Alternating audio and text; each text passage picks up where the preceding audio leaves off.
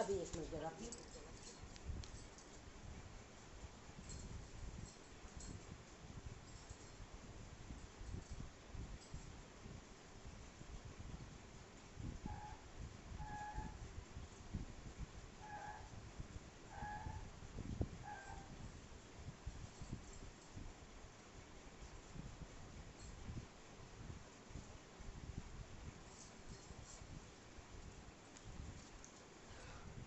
चलिए अब हम करते हैं, प्रणाम कर लेते हैं क्योंकि प्रणाम बहुत ज़रूरी है। ठीक है, सबसे पहले प्रणाम में करेंगे हम भस्त्रिका। भस्त्रिका करेंगे।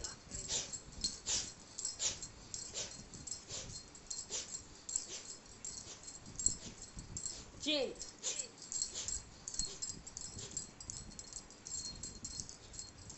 Change,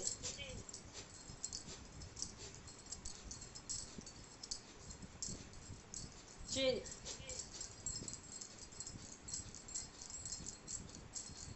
change,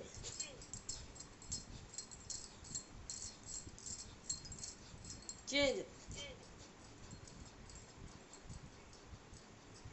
change,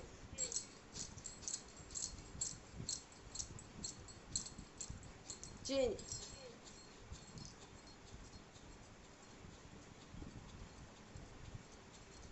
relax.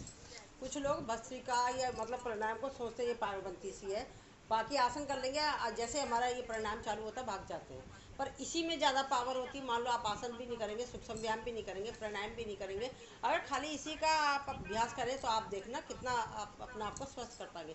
ये भस्त्रिका ऐसा है कि ये बीपी लो वाले तो फास्ट कर सकते हैं, हाई वाले स्लो स्पीड में करेंगे। और इसके द्वारा हमारा 72 करोड़ 72 लाख 10,200 एक नस नाड़ी हमारी शुद्ध हो जाती है। अगर हमारी नस नाड़ियाँ ही शुद्ध हो गई तो हमारे को बीमारी लगेगी नहीं, क्योंकि उसमें कुछ कचरा भसा ही नहीं है। हमने भस्त्रिका के द्वारा वो नस नाड़ियाँ अपनी शुद्ध कर ली है। इसको खाली पेट का चक्कर नहीं, आप भरे पेट भी कर सकते हैं। सर्दियों में इसकी मात्रा ज़्यादा करी जाती है, गर्मियों में इसकी मात्रा कम कर दी जाती है। तो मतलब एक एक एक्सप्लेन करने की जरूरत ही नहीं है। भस्त्रिका नस नाड़ियाँ शुद्ध हो गई तो सारी बीमारियाँ गई, तो मैं एक एक बीमारी का नाम नहीं बता रही। उसके बाद हमें करना होता है कपालभाति। कपालभाति करेंगे। हमें गर्दन, हमारी कमर गर्दन बिल्कुल सीधी होनी चाहिए। आँखों को बंद करते हैं और ये सबसे पहले जो मतलब खाली पेट करा जाता है, प्रेग्नेंट लेडीज़ नहीं करेंगे, पीरियड वाले नहीं करेंगे, किसी को अल्सर है वो नहीं करेगा, और बीपी हाई वाले तो हर चीज़ आराम आराम से करेंगे, बीपी लो वाले फास्ट कर सकते हैं। इसमें हमें सांसों को छोड़ने पे ध्यान देना होता है, सांसें लेनी नहीं होती है, ऑटोमेटिक सांस आ जाती है। वो कैसे? जैसे कि हम एक मोमबत्ती बुझा रहे, सामने एक कैंडल रखिए, मुँह से ना बुझा करके हम नाक से बुझाएंगे। अगर आप ऐसे भी नहीं समझ रहे तो समझ लेना हम जैसे नाक निकालते हैं, तो इस तरीके से आंखों को बंद करेंगे।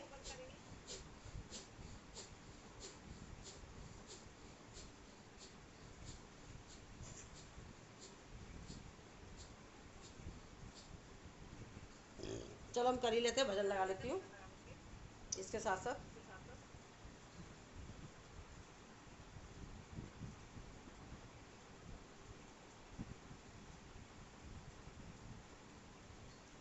पाँच मिनट का करा देती हूँ कपालभाति। कपालभाति के बेनिफिट आप इसी में सुन लीजिए, मैं क्या बताऊँ। कपालभाति के बेनिफिट।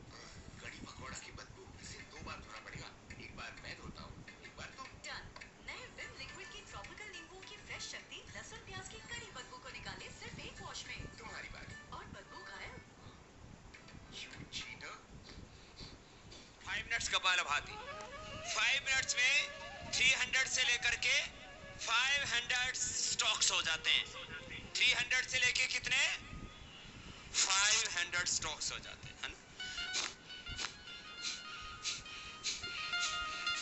ठीक है, इसको ऐसे ही कर देते हैं। ठीक,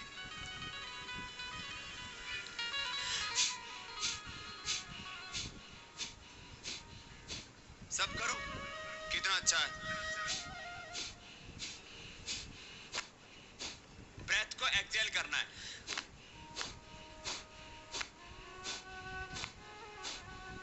सबको करना है। क्या नाम है इसका, बोलो? इसकी इसके दवा जैसे हम कपालभाति कर रहे हैं, हाथों को भी इस तरीके से कर सकते हैं, आंखों पर सर के पॉइंट भी दबा सकते हैं, आंखों को टिमटिमा भी सकते हैं, जिससे आंखों की रोशनी पर भी प्रभाव पड़ता है। कपालभाति, जो कपालभाति करेगा उसके कपाल पर, भाल पर ग्लो आएगा, नेचुरल ग्लो, शाइनिंग, उसका हीमोग्लोबिन बढ़ जाएगा। जो कपालभाति करेगा उसको हीमोग्लोबिन की डेफिशिएंसी नहीं होगी, उसको विटामिन डी, विटामिन बी12 की, आयरन की, कैल्शियम की डेफिशिएंसी, ये बड़ी प्रॉब्लम है आजकल, हीमोग्लोबिन की डेफिशिएंसी, कैल्शियम की डेफिशिएंसी आफ्टर 40 इयर्स। लेडीज को सबसे ज्यादा, जेंट्स को भी फिर हड्डियां वीक हो जाती है, ऑस्टियोपेनिया, ऑस्टियोपोरोसिस, आर्थराइटिस होता है। No deficiency of calcium, no deficiency of iron, no deficiency of vitamin D and बी12, ये डेफिशिएंसी बहुत होती है। फिर इससे फैटी लिवर का प्रॉब्लम नहीं होगा, आजकल फैटी लिवर भी बहुत लोगों को होता है। ऐसे भी फैटी बॉडी भी नहीं होगी और फैटी लीवर भी नहीं होगा। गोमूत्र का अर्क पीना, किसका अर्क पीना? गोमूत्र अर्क, ये औषध है। गोमूत्र अर्क कोलेस्ट्रॉल के लिए, फैटी लीवर के लिए, ओबेसिटी के लिए, कॉन्स्टिपेशन के लिए, स्किन डिसऑर्डर्स के लिए, कैंसर के लिए बहुत अच्छा होता है। 4 चम्मच रोज गोमूत्र पियो। जो वीक है, अंडरवेट है, उनको तो गो दुग्ध पीना चाहिए, गो घृत लेना चाहिए। और जो ओवरवेट है उनको क्या पीना चाहिए? गोमूत्र अर्क, ये बहुत अच्छा है। कपालभाति करना, गोमूत्र अर्क पीना, कोई डुम्मा डुम्मी नहीं रहेगा, कोई मोटा मोटी फटा फटी नहीं होगा। Fatty liver, fatty body, excess fat burn हो जाता है इससे।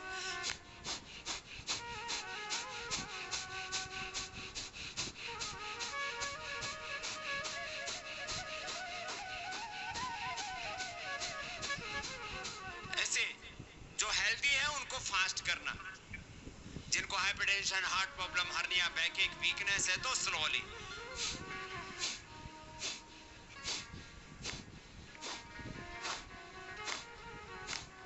This is very simple, this is internal exercise of body. Internal exercise है ना, लीवर का एक्सरसाइज, किडनी का एक्सरसाइज, यूट्रस, ओवरी, प्रोस्टेट का एक्सरसाइज, इंटेस्टाइन का exercise. In modern medical science, there is no medication for intestine. Intestine कमजोर होता है तो क्या क्या प्रॉब्लम होता है? One is constipation and second is colitis. Constipation में जो मल होता है वो आंत्र को चिपक जाता है, छोड़ता नहीं। और कोलाइटिस में पकड़ता ही नहीं, ऊपर से खाया, खाना पैखाने में निकल जाता है, ऊपर से खाया नीचे से साफ। ये है कपालभाति, इंटेस्टाइन को स्ट्रेंथन करता है। कोई भी ऑर्गन का, आपका हाथ वीक है तो हाथ का एक्सरसाइज करो तो क्या हो जाएगा? हाथ स्ट्रांग हो जाएगा। इंटेस्टाइन का एक्सरसाइज क्या है? ये कपालभाति इंटेस्टाइन का exercise. Liver, kidney, pancreas, prostate, uterus, ovary का एक्सरसाइज है। लेडीज को तो करना बहुत जरूरी है, नहीं तो आपको menstruation का प्रॉब्लम होगा, ओवर ब्लीडिंग होगा, लिकोरिया होगा, फिर पीरियड बंद होते हैं तो मेनोपॉज का प्रॉब्लम होगा, हार्मोनल इंबैलेंस होगा। लेडीज के लिए भी जरूरी है। लेडीज को यूट्रस का कोई ना कोई प्रॉब्लम होता है यदि कपालभाति नहीं किया तो, और पुरुषों को प्रोस्टेट का प्रॉब्लम होगा। इसलिए दोनों के लिए कंपल्सरी है कपालभाति। लाइफ के बेस्ट पल। रिलैक्स, छने की शाम, लंबी गहरी सांस। अब करेंगे हम इसके बाद बाह्य प्रणाम। बाह्य प्रणाम क्या होता है? लंबी गहरी सांस लेंगे, अपने एनएस पार्ट को ऊपर खींचेंगे, नाभि को लगाएंगे कमर से, चिन को लगाएंगे गर्दन से। एनएस पार्ट को ऊपर खींचने से मतलब है उसे हमने मूल बंद लगाया है।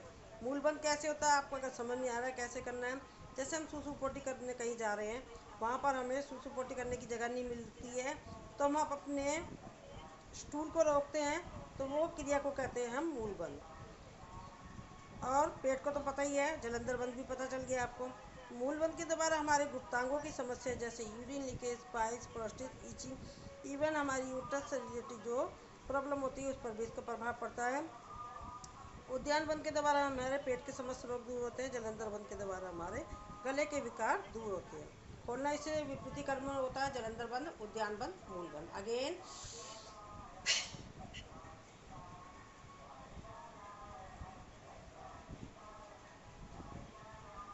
Relax, once more again.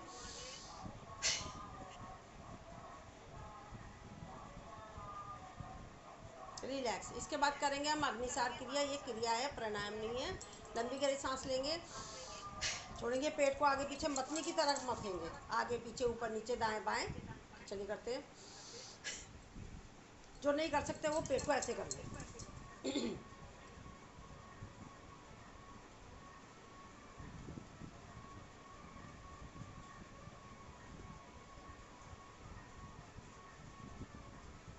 Relax again.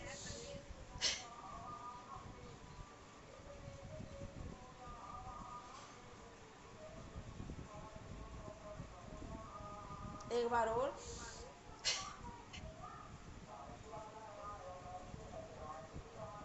Relax. क्षणिक विश्राम, लंबी गहरी सांस। इसके बाद करेंगे हम उज्जयी। लंबी गहरी सांस लेंगे,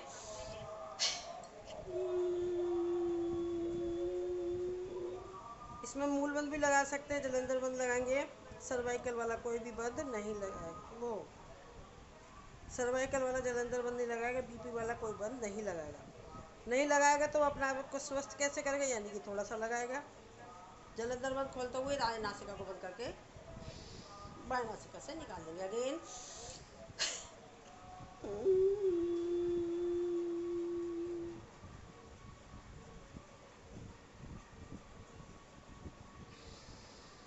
हाथों को रब, गले की करेंगे मसाज। जो सलाइवा बन गया उसको मुंह में ले लेंगे।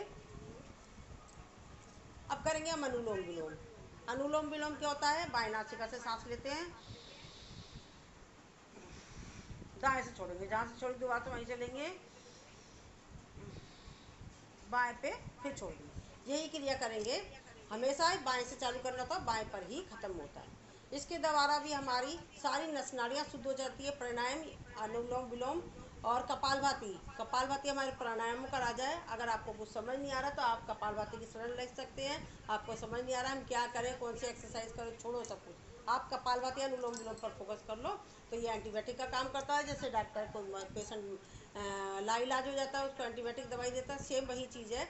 हमारे को समझ नहीं आ रहा, हम लाइलाज हो गए कोई भी, तो आपको क्या करना है, इसकी शरण ले लें, अनुलोम विलोम कपालभाति की खाली। तो आप देखिए अपने आप को स्वस्थ कर पाएंगे। तो चलिए करते हैं। इसके लिए ऐसा कुछ नहीं है, अनुलोम विलोम कपालभाति आप चेयर पर बैठकर भी कर सकते हैं, बेड पर लेटकर भी कर सकते हैं।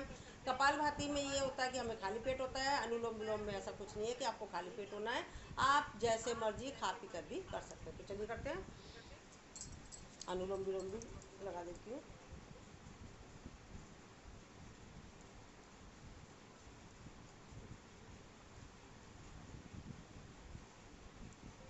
अनुलोम विलोम के बेनिफिट। अनुलोम विलोम के बेनिफिट।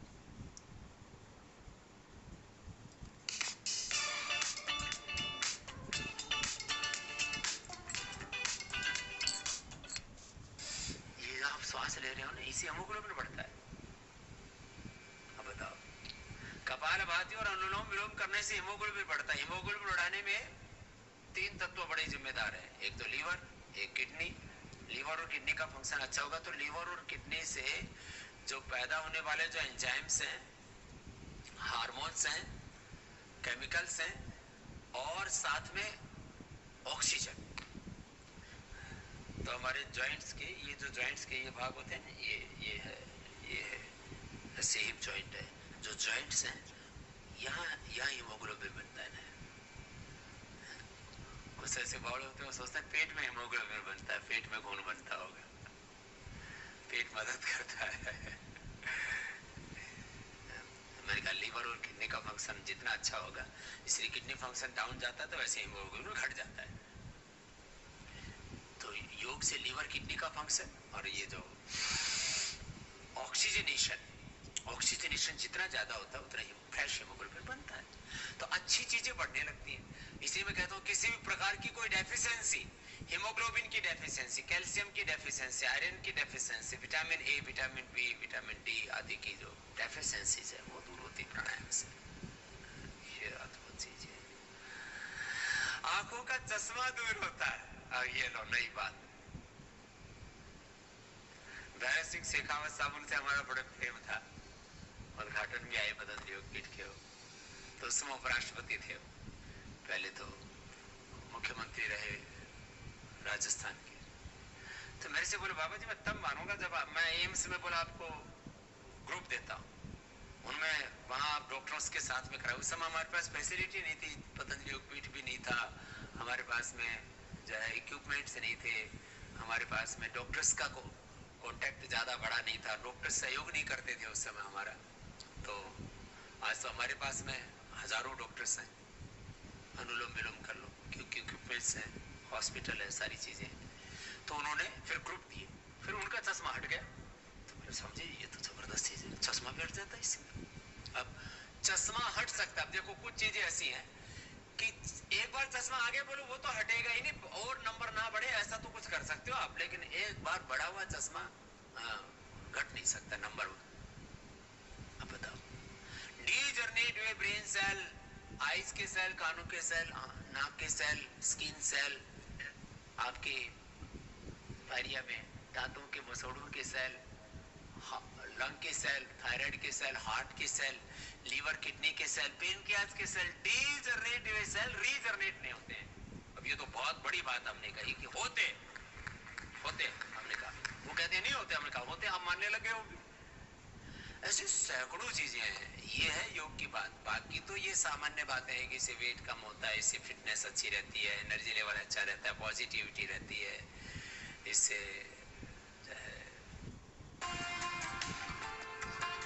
रिलैक्स, क्षणिक विश्राम, लंबी गहरी सांस। आपने देखा ना, इससे मतलब हमारे लीवर और पैनक्रियाज भी सही हो जाते हैं और हमारा हीमोग्लोबिन भी बढ़ता है। कितने बारीकी से बताया है। चलिए चलते हैं, अब हम बराबरी करेंगे, 2 उंगली आँख पर, एक फोrehead पर, एक नाक पर, और अंगूठे को जो उठा हुआ इससे बंद करेंगे बराबरी।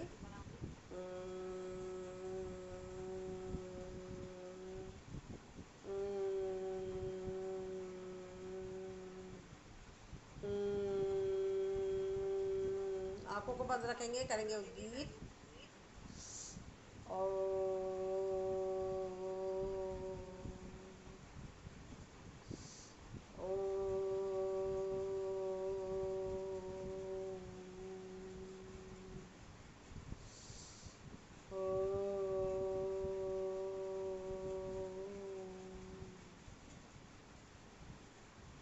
भ्रामरी और उद्गीत के द्वारा हमारे माइग्रेन की समस्या दूर होती है, सिर दर्द दूर होता है, चिड़चिड़ापन दूर होता है, मस्तिष्क तेज होता है और अनिद्रा की जो समस्या होती है उस पर भी इसका प्रभाव पड़ता है, एकाग्रता बढ़ती है। चलिए अब हमने प्राणायाम के भी बेनिफिट बता दिए। इसमें इतनी पावर होती है, लोग ज़्यादातर इसको छोड़ के भाग जाते हैं। तो चलिए आज हमारा पूरा फोकस रहा है पैरों पर। अब पैरों का जो मैंने काफ़ी सारी एक्सरसाइजें करा रही है, एक और करा रही हूँ मैं, फिर उसको समापन करेंगे हम। चलिए, कुछ लोग बैठ नहीं पाते हैं तो वो पैरों की एक्सरसाइज कैसे करें, बहुत ज़्यादा परेशान हो रहे हैं।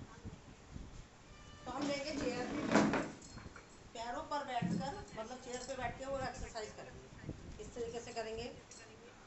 सारी एक्सरसाइजें वही है, सिर्फ हमें पैरों की करनी कैसे, पैरों की उंगलियों की मुट्ठी बनाएंगे, 1 2, थोड़ी थोड़ी सी करके दिखा रहे, 3 4 5 6, एक पंजा आगे पंजा पीछे, 1 2 3 4 5 6, दोनों पैरों को एक साथ, 1 2 3 4 5 6, दोनों पैरों को अलग अलग घुमाएंगे, 1 2 3 4 5 6, अपोजिट, 1 2 3 4 5 6 रिलैक्स, क्षणिक विश्राम, लंबी गहरी सांस, पैरों को पीटेंगे 1 2 3 4 5 6।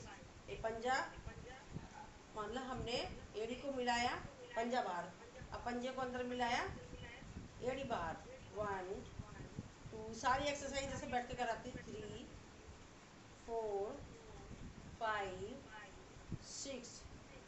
जो लोग कर नहीं पाते तो उनको बताना पड़ता है चेयर पर हम बैठ के कैसे कर सकते हैं। अब हम करेंगे, राइट पैर को उठाएंगे, सांस भरेंगे, 1 2 3 4 5 6, अपोजिट, 1 2 3 4 5 6, गोलाई में, 1 2 3 4 5 6। ज़्यादातर आज का हमारा पैकेज रहा है पैरों का, 2 3 4 5 6, रिलैक्स। अब हम यही क्रिया दूसरे पैर से करेंगे, सांस भरा, सांस छोड़ा, 1 2 3 4 5 6, अपोजिट, 1 2 3 4 5 6, गोलाई में, 1 2 3 4 5 6, अपोजिट, 1 2 3 4 5 6, रिलैक्स, क्षणिक विश्राम, लंबी गहरी सांस। राइट पैर को उठाएंगे, लेफ्ट पैर के घुटने को ऊपर रखेंगे, पंजे को घुमाएंगे, यहाँ पर भी देखो सारा टखने का प्रभाव पड़ रहा है इस पर, टखने पर, 1 2 3 4 5 6, अपोजिट, 1 2 3 4 5 6, हिप जॉइंट्स के लिए, 1 2 3 4 5 6, अपोजिट, 1 2 3 4 5 6। आप बटरफ्लाई देखो सब कुछ हो रहा है चेयर पर बैठ कर, 1 2 3 4 5 6 करेंगे, चाइल्ड केयर, 1 2 3 4 5 6, गोलाई में चकला चलाएंगे, 1 2 3 4 5 6, अपोजिट, 1 2 3 4 5 6, रिलैक्स, क्षणिक विश्राम, लंबी गहरी सांस। यही क्रिया हम दूसरे पैर से करेंगे, लेफ्ट पैर को उठाएंगे, राइट पैर के घुटने के ऊपर रखेंगे, गोलाई में घुमाएंगे, 1 2 3 4 5 6, अपोजिट, 1 2 3 4 5 6, हिप जॉइंट्स के लिए, 1 2 3 4 5 6, opposite, 1 3 4 5 6, half butterfly, 1 2 3 4 5 6, child care, 1 2 3 4 5 6, चकला चलाएंगे, 1 2 3 4 5 6, अपोजिट, 1 2 3 4 5 6, रिलैक्स, क्षणिक विश्राम, लंबी गहरी सांस। चलिए साइकिल भी चला लेते हैं, हाथों से भी चला लेते हैं, 1 2 3 4 5 6, अपोजिट, 1 2 3 4 5 6, रिलैक्स, क्षणिक विश्राम, लंबी गहरी सांस। तो आज हमारा पूरा फोकस पैरों पर रहा है, हमारी पैरों की एक्सरसाइज भी हो गई। तो चलिए अब हम समापन की तरफ चलते हैं, समय हो चुका है। हाथों की बनाएंगे मुद्रा, कमर गर्दन सीधी, करेंगे ओम का उच्चारण, ओम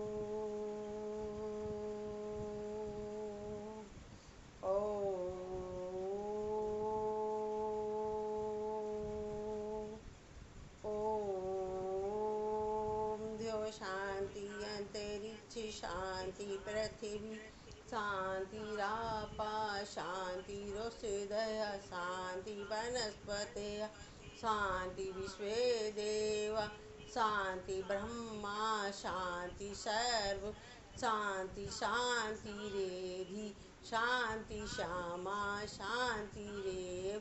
ओम शांति शांति शांति शांति। हाथों को रब करेंगे, इस और दीर्घ ऊर्जा को अपनी आंखों पे, चेहरे पे नीचे से ऊपर की तरफ लगाएंगे और हम हमने सिंह रचना नहीं करी, पहले तो हम सिंह रचना कर लेते हैं। हा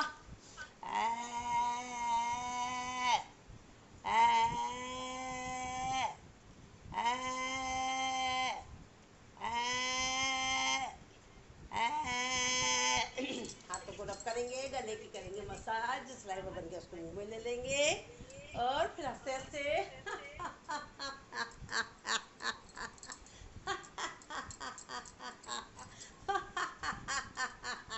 भारत माता की जय, भारत माता की जय, वंदे मातरम, वंदे मातरम। करो योग, रहो निरोग। योग करेंगे, रोज करेंगे, युवा रहेंगे, तंदुरुस्त रहेंगे। Thank you, tata, bye bye. पूरे समय जुड़ने के लिए चलिए, राधे राधे सभी। आज आपका पूरा पैरों को फोकस कराया मैंने, पूरा पैरों का कराया आज, हर तरह से करा दिया, लेट कर, बैठ कर, चेयर पर, सब तरीके से करा दिया। चलिए, राधे राधे, राधे राधे सीमा जी, राधे राधे, कैसे हो?